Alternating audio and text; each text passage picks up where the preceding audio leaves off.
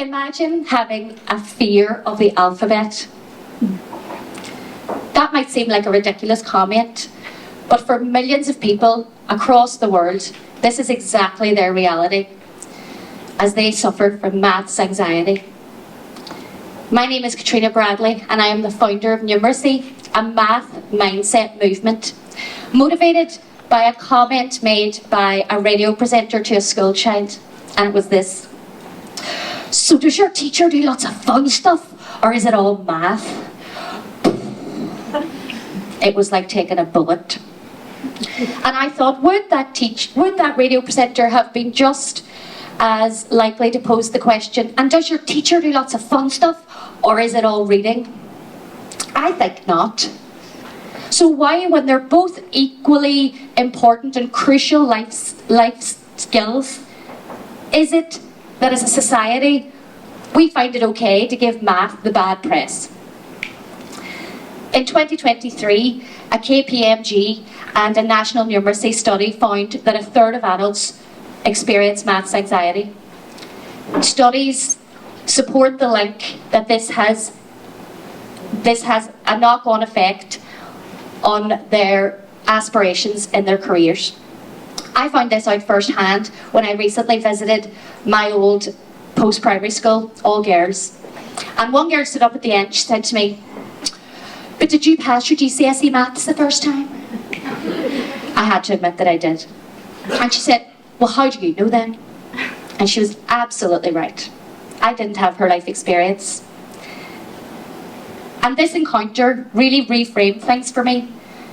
And it gave me first-hand insight into seeing that maths anxiety isn't just about a fear of numbers or a fear of math tests. It's a lived vulnerability. So whenever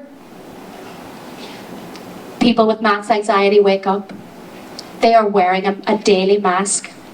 They are downplaying mathematics as irrelevant, as unnecessary, as a shield for protecting them, something to hide behind. But here's the thing, there's hope. Because maths anxiety is not a fixed law of nature. It's a learned response. And the beauty about learned responses, we can unlearn.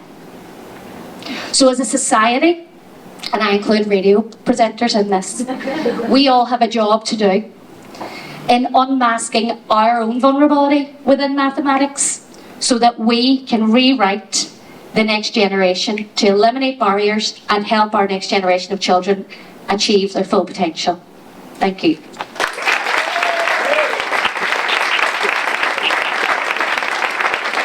Thank you. Well done, absolutely. Oh, come on, boys. I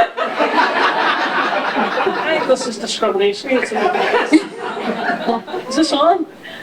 Yeah. No? We don't normally need mics, so to be fair. 1, 2. I like the way you said no when they said yes. You said yes like us. Is it on? No? What can you say? You can't hear up here, go on. I can hear you. Can you hear me? I hear you. Okay. That'll work. Yeah, I wasn't believing. Was that the one? No, it wasn't you. No. I thought this is an ambush. Just come all the way from there. Right, so can we have a question from our judges, please? Well, what about mathematics? What does mathematical anxiety do to the learning processes? What impact does it have? So I can speak from a child's point of view because I am a primary school teacher and I would see it. And very often kids are the best little actors you've ever seen in your life. So they will put the best decoys in the way of doing that. They will disrupt, they will ask questions, they will use the bathroom, they will avoid math at all costs, they will push the ejector button basically on trying to get out of there. But what I find is that as teachers, we're clued in most of the time to their antics. But as schools, we're becoming much better at teaching mathematics in a way to be able to highlight that and to be able to expose the children that do have those struggles. What I find is when I speak to parents and they say, "Oh, but I wasn't any good at maths, so no, they're not going to be," and I say, "Yeah, but there's no math gene." You know, so parents make excuses for kids at home to not be okay at, or not to be strong at maths sometimes. But what I would say is making it really fun, making it really accessible, making it really hands-on, making it multi-sensory, making it really, really explorative. Math can be seen as very linear, you're right or you're wrong. For me, the success is in how they get there, and it's the discussions that we have around how do you get to the answer. That's what I prioritise in my class. Anyway, hope I answered your question. Fantastic, thank you so much. Do we have another question?